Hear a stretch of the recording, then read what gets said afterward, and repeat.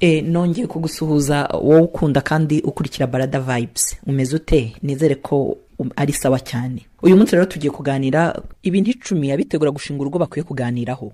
Nkuko mutegura gahunda y'uko ubukwe buzagenda, aho muzatura, abo muzatumira, uko muzambara n'ibindi, ntimuzibagirwe n'ibintu bikurikira.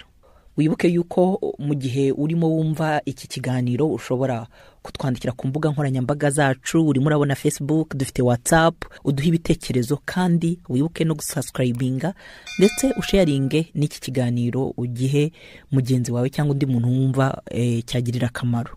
Nukuvuga rero ikintu cya mbere mugomba kuganiraho na amateka yanyu. Kumenya amateka y'uwo mugiye kurushingana ni ingenzi kuko amateka agira ingaruka kuri ejo hazaza h'urugo rwanyu. Niba umuntu yarabayeho nabi, yaragize amateka mabi mu buzima, ugasanga ayo mateka ye cyangwa se y'umuryango we, ibintu byamubayeho byazagira ingaruka ku mibanire yanyu, cyane cyane ingaruka zitari nziza, ni byiza kubiganiraho mukabibwizanya ukuri. Ikindi kintu ntiwirengagize ibikubangamira mukiri abafiance. Ukirinda gutsimbarara no gushakira ibisobanuro ibikubangamira uri mubona ubu ngubu, ahubwo ugatera intambwe ikomeye ukabiganiza mugenzi wawe hakiri kare. Iyi ntambwe akenshi abantu benshi bayirengagizaho, ukabona ikintu kuri fiance wawe uti nzamuhindura, kirengagiza ikintu kikubayeho aho kugira ngo mumaze sekana kucyo bigenje utyo kana kuki byagenze kuriye, ukicecekera bigenda byanakubabaje ugataha ngo kuko muri mu bukwe cyangwa ngo kuko muri mu gutegura ubukwe. Akenshi usanga umuntu, abahungu n'abakobwa banga gukoma rutenderi, nabimubwira sakanyanga, nabimubwira sugasanga yisubiye ubukwe bugapfa. Icyo kintu se niba utakivuza akakanya ngo mugikemure hakiri kare, uzagikemura ryari? Ikindi kintu cya kabiri rero mugomba kuganiraho n'umuryango. Ni uruhe ruhare umuryango wawe uzagira mu rugo rwawe umunsi washatse? Bazubaha urugo rwawe? Bazarugira urwabo? Bazakunda uwo mwashakanye cyangwa bazamutesha umutwe? Uzakomeza imihango n'imikururano y'iwanyu ibangamira uwo mwashakanye? Umuryango wawe se uzagufatira ibyemezo birebana n'urugo rwawe? Umuryango wawe ni wowe uwutunga? Numara kubaka urugo rwawe ugeze iwawe uzakomeza ubatunge? None se uwabiganiriyeho n'uwo mugiye gushingana urugo? Kuvanga abantu babiri bavuye mu miryango itandukanye ntibiba byoroshye. Hakenewe rero ibiganiro byinshi mbere yuko musezerana, kuko byagaragaye ko ari kimwe mu bitera amakimbirane mu ngo nshyashya. Kuko mwaricaye mukabivugana muti nshinzwe ibi mu rugo, mfite izi nshingano mu rugo iwacu. Mwagira mu rugo mwashyira hamwe mugakomeza, ariko mu gihe mutabiganiriyeho bikaza ari bishyashya mu rugo rwanyu, bishobora kuzateza ikibazo. Ikindi mugomba kuganiraho ni imibonano mpuzabitsina. Mugomba kuganira ku mibonano mpuzabitsina.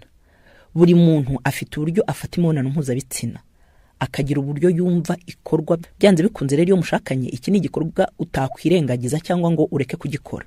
Kwimenyereza kubiganiraho mbere yuko mubana bizabafasha cyane mu kwitegura gushimishanya mu rugo rwanyu. Ikindi kintu cya kane ni amabanga. Bajya bavuga ko kuri kose atari kwiza kukuvuga, ariko nanone ujye utekereza nk'ikintu wakoze, ikintu cyakubayeho kera, ukaba waragihishe, ukaba utarakibwiye umufiance wawe. Noneho wamara gukora ubukwe, icyo kintu kikamenyekana kigasenya urugo rwawe, wahitamo iki? Kukimubwira hakiri kare agahitamo akakwihanganira cyangwa agahitamo kugumana nawe kuko abizi, cyangwa kukimuhisha akazakimenya mugeze mu rugo? Kuvugisha ukuri no kubinyangamugayo ni inkingi z'urugo rukomeye. Ahangaha guhitamo n'ukwawe. Ikintu cya gatanu rero ugomba kuganira na fiance wawe. Ni ibyo witeze, ukeneye cyangwa wifuza kuba mugiye kubana.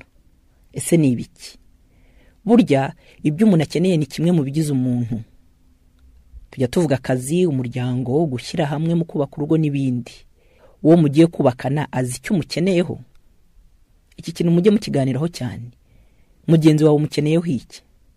Wese agukeneyeho iki? Urakize? Ikindi kintu rero cya karindwi, cyangwa se tugeze ku kintu cya karindwi, ni imyemerere.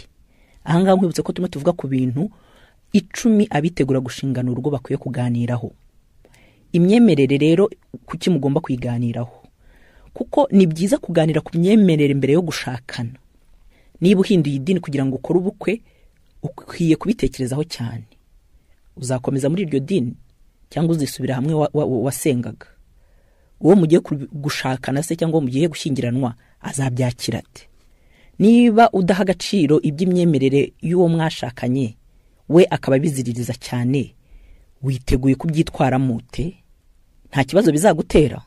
Ese kuhinduye idini cyangwa utemerera imyemerere ye, ahangaha abana muzabyara muzabarera muri he dini? Imyemerere iyo tuyivuga hari abatekereza ya gikristo, ya kiyisilamu, ariko hari n'indi myemerere yo hanze. Hari n'abafite imyemerere ya gakondo. Mwabiganiriyeho? Uzabyihanganira? Bimeze gute? Cyangwa wowe wabimuhishe? Witeguye gute kubimwemeza kandi utaramubwije ukuri hakiri kare? Ikindi kintu rero mugomba kuganiraho ni ku rubyaro. Muzabyara abana bangahe? Ni gute muzaboneza urubyaro? Ese muzaruboneza ahubwo? Ese muzabyitwaramo gute mutabonye urubyaro? Muramutse se mubyaye umwana ufite ikibazo mwabyakira gute? Ni gute se muzafashanya kurera abana banyu? Ntabwo uzabaharira umubyeyi umwe? Ntibyoroshye kubiganiraho mutarashaka, ariko birakwiye.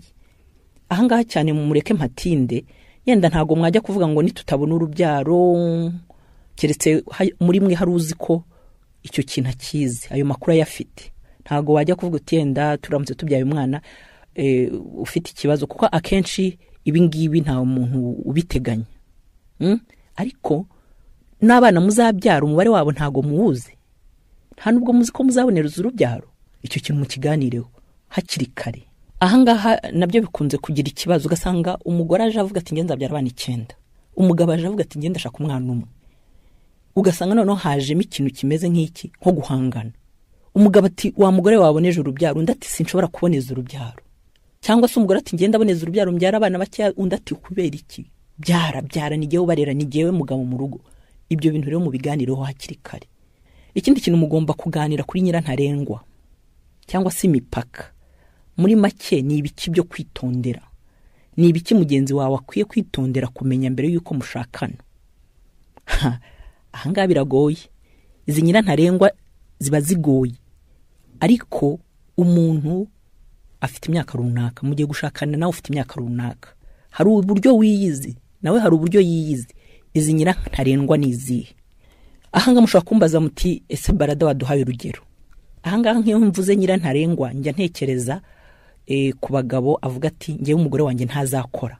Ugashaka umukobwa muramenyanye, urabizi ko ari umukobwa yarashugurikaga, yabaga ari mu biraka, ari mu kazi, yaciye hirya arimo ashaka kaje, ariko we muri wowe ukaba ubizi ngo umugore wanjye ntazakora. Gaceceka, ntagira mu rugo uti ntuzongere kuva hano, uhembwa ngaye nzayaguha.